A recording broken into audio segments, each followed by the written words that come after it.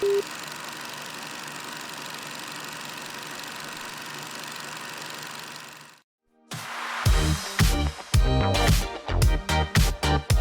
Pulse of Spokane is a broad show that showcases many different things in our community, sponsored by Local 29 Firefighters Union, Well Dressed Walrus, and Homes for You.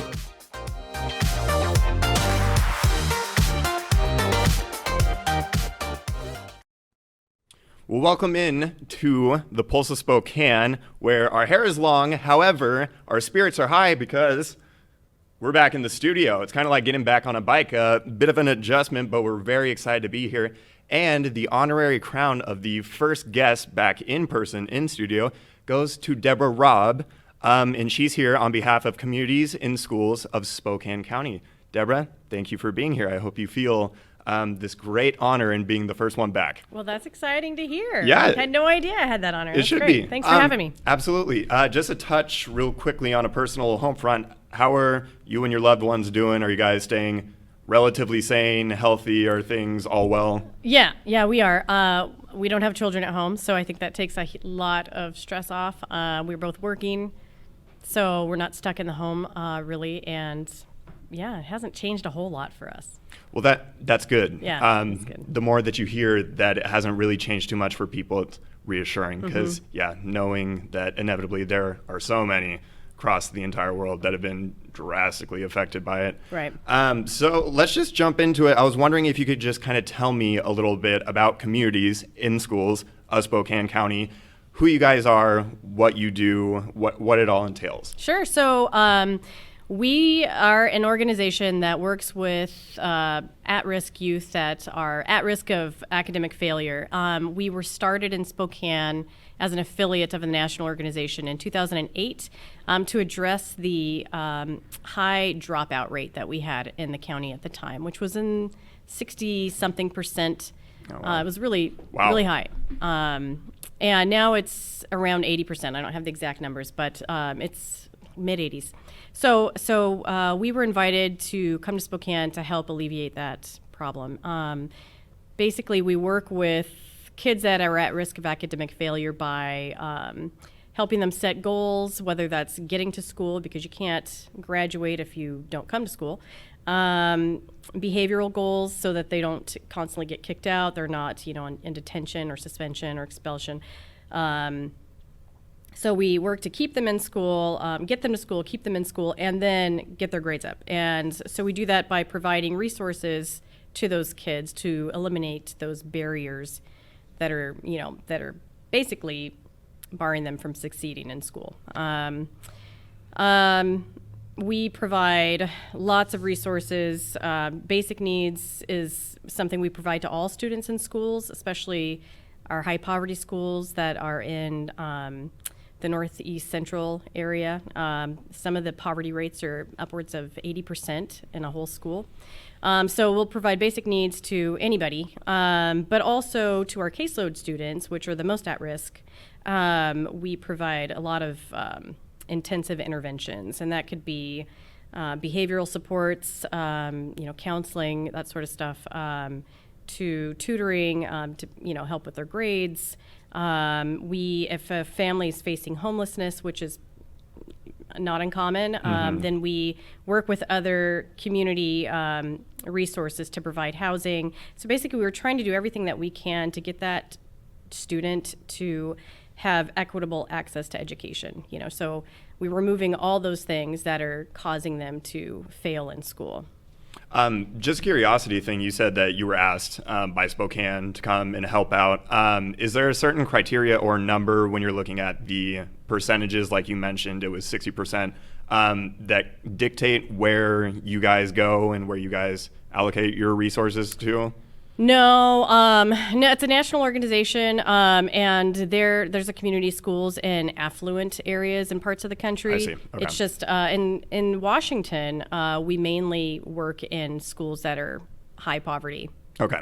And how did you get your start? And also, if there happens to be an acronym, do go ahead and let me know. But in communities in schools of Spokane County.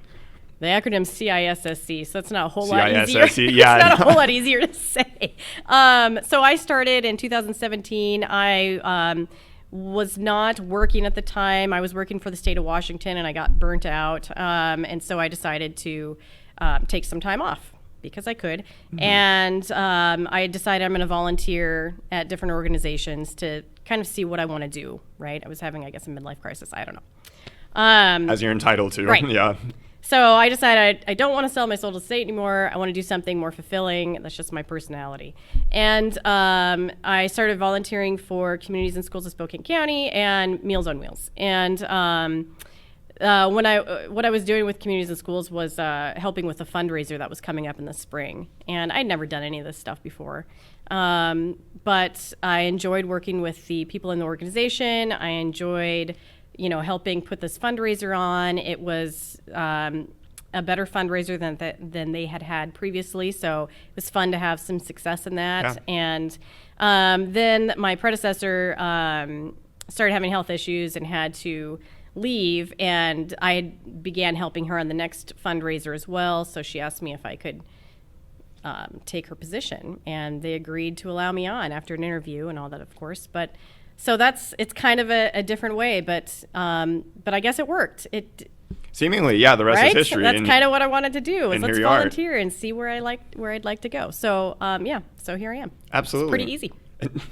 Seemingly, yeah. Once you do this. So what has work looked like over the course of the last 2 months or whatever? It feels like a year, feels like 5.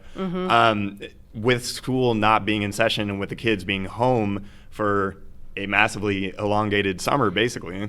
Yeah, so it's definitely changed because we work in the school with kids, which was a safe place for them to come, where they could come and they would have the support of their site coordinator, who was someone in their life that was always there, always encouraging, always trying to help them and provide them with resources. So now they didn't have that connection anymore. Now, after they were ordered to stay home, we still knew that those kids were vulnerable and that we needed to reach them. So they quickly adapted and switched to like an online format, and they started, calling their kids, emailing, writing letters, and forming, meeting groups that, the kids could come online, and either it could be, I think they were playing games, watching movies, just kind of hanging out.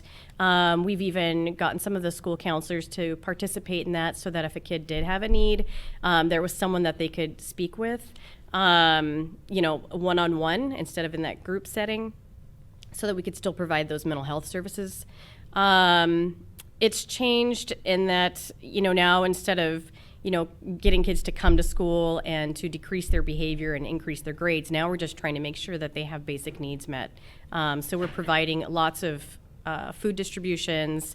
Our site coordinators are delivering food to homes that, don't have transportation to get to those distribution sites. And, as much as they can, when they see their kids come through that line, they wave, say, hi, how are you doing? But it's not the same engagement, and we're definitely worried about our kids. Yeah, go ahead and touch on that and some of the concerns and the difficulties that this whole situation has brought to the forefront. Right. Well, a lot of our kids, about 80% of our kids live in poverty and are eligible for free and reduced lunch. And poverty doesn't always equal abuse, but there are definitely some of our students who are living at home with abusive parents, who are living at home with addicted parents, neglectful parents. And so those are the kids that we're most concerned about during this time. If we can't reach them, and we're knocking on doors and they're not always answering, so it definitely makes us concerned. And we are trying to get funding to provide our site trainers with a lot of intensive training, so that when they do come back to school, we can provide trauma support and help rebuild resiliency in those kids, because this constant toxic stress is going to take a toll on their ability to learn once they do return. I mean, they're going to have to, how do you say? Well, they're going to have to offload a lot of things. Well, so all of those things considered, and then, like you mentioned, you take away what their regular safe haven is in school for a longer time than they usually would. And with all the other moving parts and concerns and difficulties that are already present, yeah, it's kind of a worrisome mixture of things. Before I let you go here, I kind of wanted to ask about, so there's no, or at least to my understanding, final word as of right now, whether schools will be resuming back in the fall or not. Is the operation that has been going on during the pandemic, is that something that you see continuing should schools not open back up in September? Yeah, we'll have to see how it goes. We're very adaptable, and we adapted quickly when this happened. We still have a heart and a passion for these kids. So we will, whenever school resumes, we will figure out how we're going to meet the needs of those kids that are left behind. So unfortunately, not knowing what's going on with the school districts, we're kind of in limbo as well as far as what we're going to be able to do in the fall. So we'll see. As we all are, yeah, in varying degrees, but all under the same umbrella. Well, I want to thank you again for taking the time to come in here, break us back into our first setting of normality in what seems like forever. Thank you for taking the time. I hope that things continue to go well, and you guys are doing incredible work and fighting the good fight. So thank you. On the behalf of the community, we thank you for that as well. And thanks for stopping by. Continue to be well and be safe. And we'll catch you guys next time on the Pulse of Spokane.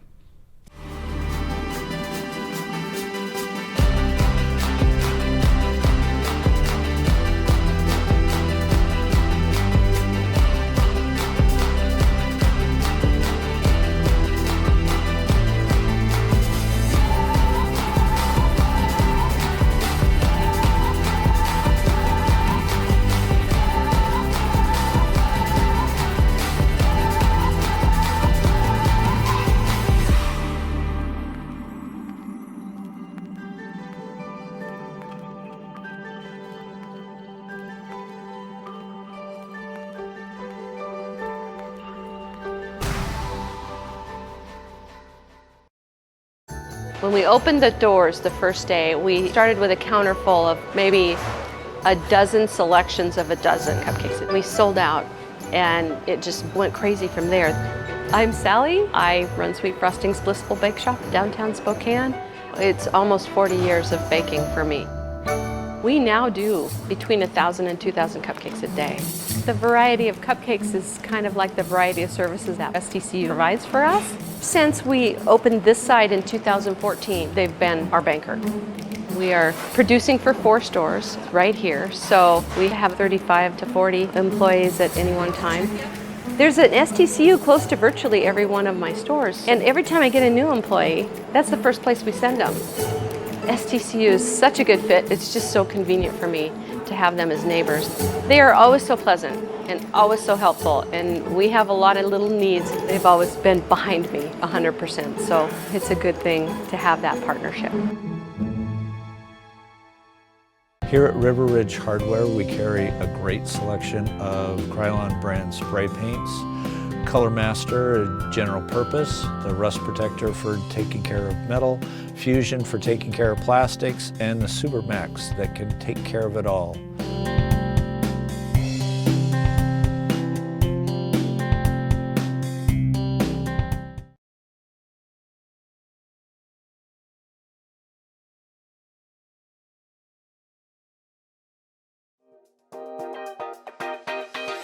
Thanks for watching. Ask the host a question, recommend a guest, or check out any of our other programs on Facebook, YouTube, Twitter, Apple Podcasts, Spotify, or SpokaneTalksMedia.com. Sponsored by Local 29 Firefighters Union, Well Dressed Walrus, and Homes for You.